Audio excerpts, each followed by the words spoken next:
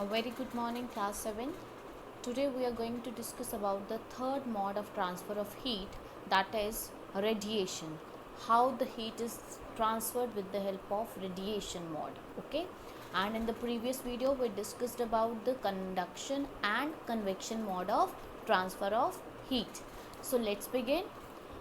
But before starting further, I want to ask you some questions. Just think about these questions and then we will start our topic. How does the heat from the sun reach us? Just think about these questions. I think your answer would be radiation, that is in the form of solar radiation. How do we get warm or how do we get warm from the room heater? How does utensil kept over the flame get hot, और when we kept it away from the flame वो cold हो जाएगा? How does the food gets cooked in microwave oven, or how does a lighted bulb gives us heat? And the answer to all these question is by the process of radiation mode of transfer of heat. But what actually the radiation or the solar radiation we discussed here? In the radiation mode of transfer of heat, the process of heat transfer from the hot objects to the cold object. In every method it was followed. But why this method is somewhat different? Because in this method there is no use of any medium. That is, a medium is not required. Without the use of any medium like solid, liquid or the gases, without the using that medium we can transfer the heat. Because अगर sun से heat हमारे पास आ रहा है and you know the sun is so much away from us, बहुत ज़्यादा distance पे है ना हमसे, तो how these radiation comes to us? Because it is not necessary कि वहाँ पे हमारे पास क्या हो, वहाँ पे हमारे पास एटमॉस्फेयर हो, एयर हो, ऐसा ज़रूरी तो नहीं है कुछ प्लेसेस पे.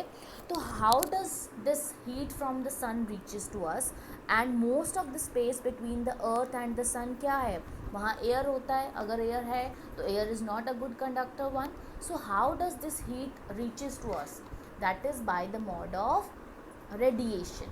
Okay, this mode of radiation can transfer the heat with or without. That means medium is not necessary for this. It can or it can occur in the absence of material, like in the case of vacuum. Vacuum क्या होता है? जहाँ air नहीं होती है, तो वहाँ heat कैसे ट्रांसफ़र होती है? With the help of radiation. Okay, and जब भी रेडिएशन, एक्चुअल में रेडिएशंस क्या होती हैं? These are the electromagnetic waves. और ये ऐसी वेव्स होती हैं जो वैक्यूम में भी ट्रैवल कर सकती हैं. वैक्यूम मीन जहाँ एयर भी नहीं होती वहाँ भी ये वेव्स क्या करती हैं? ट्रैवल करती हैं. और इन वेव्स की जो स्पीड होती है that is very fast. That's why जो हमारे पास सन से हमारे तक जो रेडिएशंस आती हैं दैट आर सोलर रेडिएशन. और ये जो हमें हीट देती हैं जो radiation, they are actually the infrared radiations. Okay, और ये जो रेडिएशंस हैं these are the electromagnetic waves जो बहुत ही हाई स्पीड से चलती हैं और वो वैक्यूम में भी चल सकती हैं. तो उस केस में, रेडिएशन के केस में, कौन सी वेव्स की वजह से हीट ट्रांसफ़र होती है? With the help of electromagnetic waves. Okay, I think it's clear to you what is radiation and which waves are involved in it. So you can get the answer of these questions very easily. Okay, and the next one is all the hot bodies. जो भी hot bodies होती हैं radiate heat करती हैं radiation. All the hot bodies radiate heat, अपनी heat release करती हैं. जब भी आप किसी hot object के पास खड़े हो तो आपको दूर से heat उसकी आप करते हो ना, यहाँ कुछ गर्म पड़ा है या कुछ हमें ऑब्जर्व हो जाता है, हम थोड़े ही डिस्टेंस से उसको ऑब्जर्व कर लेते हैं. एक्चुअली जो भी हॉट बॉडीज़ होती हैं वो क्या करती हैं? अपनी हीट रेडिएट करती हैं, एमिट करती हैं. एंड वो रेडिएशंस को हम क्या कहते हैं? Thermal radiations. Okay, and our body also give heat to the surrounding. हमारी बॉडी भी क्या है? रिलीज़ करती है हीट और रिसीव भी करती है, but with the help of which mod? Radiation mod. मान लीजिए अब एक रूम में एक पर्सन है, अगर उसी रूम में 10 पर्सनस हों तो आपको सफोकेशन सी लगती है बिकॉज उनकी बॉडी से क्या रिलीज हो रही है, हीट रेडिएट हो रही है।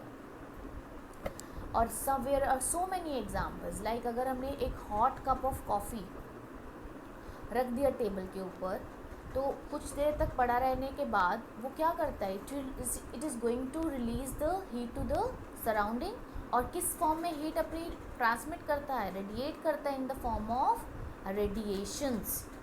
अगर लाइटेड बल्ब है,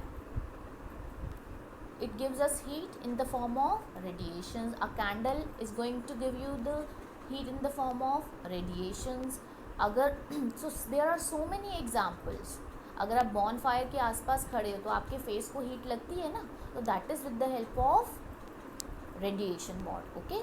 और जब भी किसी when heat falls on some object, किसी भी ऑब्जेक्ट के ऊपर हीट पड़ती है, तो हीट का कुछ पार्ट तो वो रिफ्लेक्ट करता है, कुछ पार्ट वो एब्जॉर्ब करता है और कुछ पार्ट ट्रांसमिट करता है। और जितनी भी हीट उस ऑब्जेक्ट ने एब्जॉर्ब की है, that is responsible for its temperature.